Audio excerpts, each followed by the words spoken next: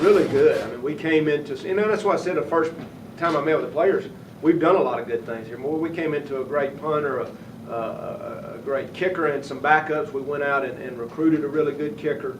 Those guys, it helps to have those guys, kicking the ball. But we will place a huge emphasis on the special teams, and there's a lot of people that say that, we're going to do it.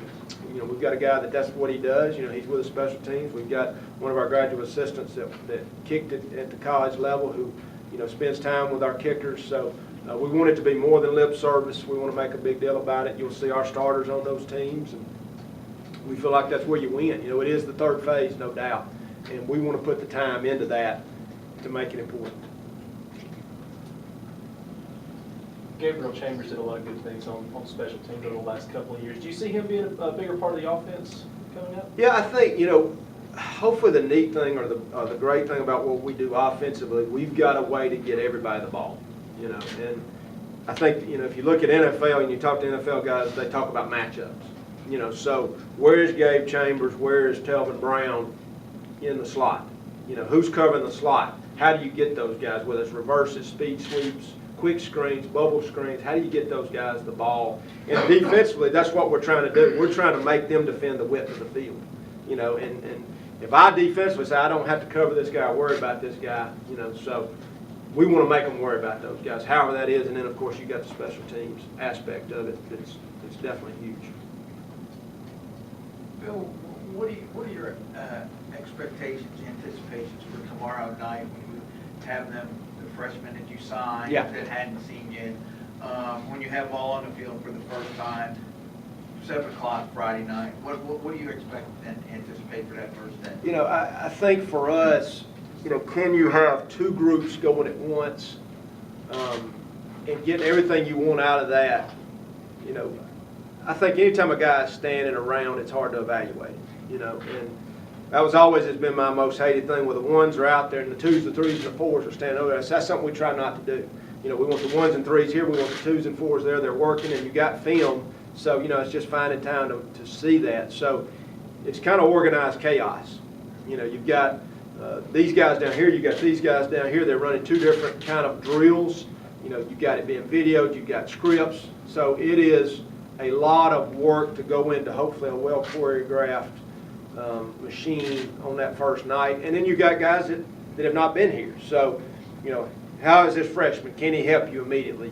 What's the plans for him? Is he a guy that, you might be redshirting? Is he a guy that could help special teams?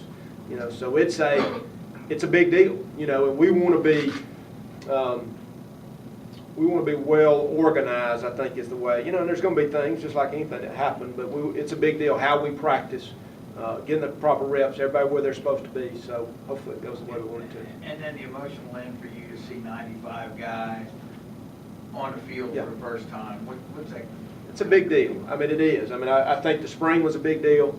To have, we had some spots, obviously O-line, we just didn't have enough bodies. And so, to play at the pace or practice at the pace we want to, we felt like we needed to go get some guys. I'll say this, and this is probably one of the things I'm most proud of.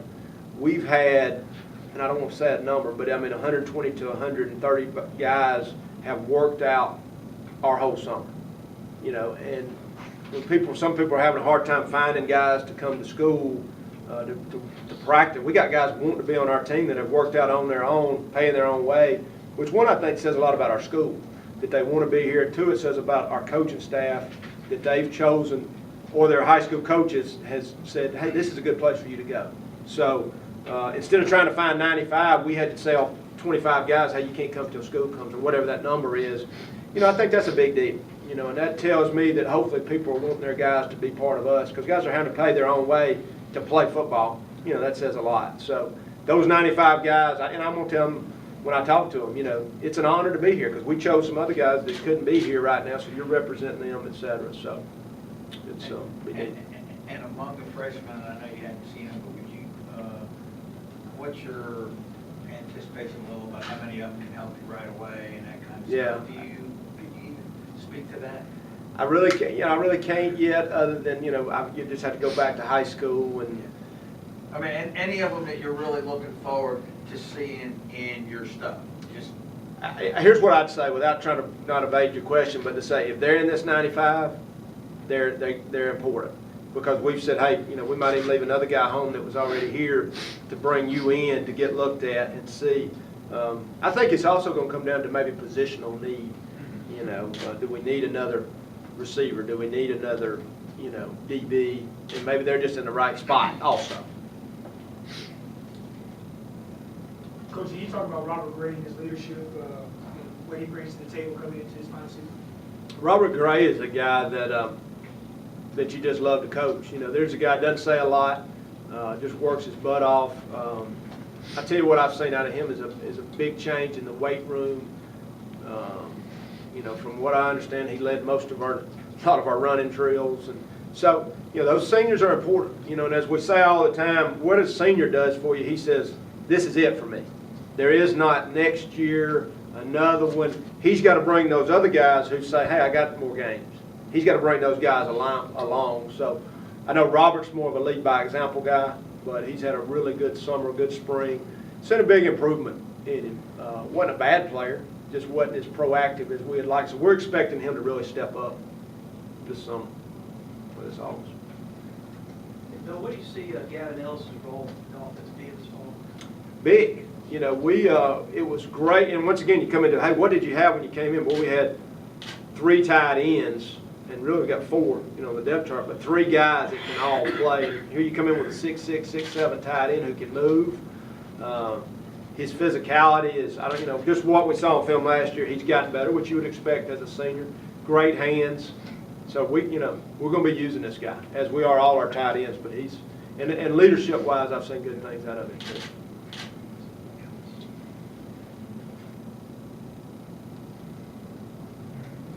Coach, those 25 guys, do you remember specifically what you were able to say to them? What were their spirits like? You told them it wasn't going to work out.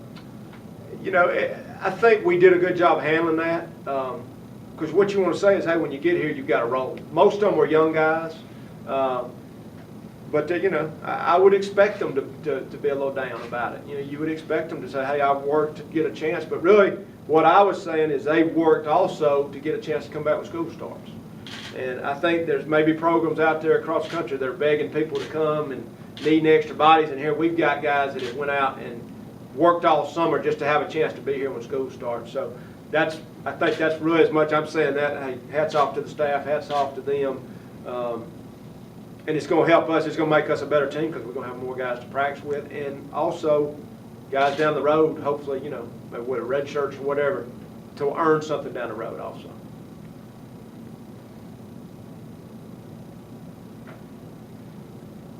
Got time for a couple other questions, anyone?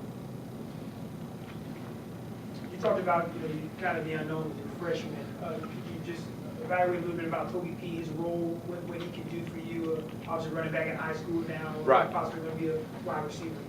Yeah, I think that's one of those guys that we saw. I mean, this guy's just a good football player. And as many good football players as you can get on your team, you try and find a way to get them. And then there he is right down the road. And, who knows what that'll be right now, but I think once again in our offense, there's a lot of places to fit. It's a slot receiver, it's one back, we may be in 2 backs, it's, a flex tight end, who knows what that'll be, but I think that guy is a good player, and so it's exciting to have him with us, and let's see what he can do.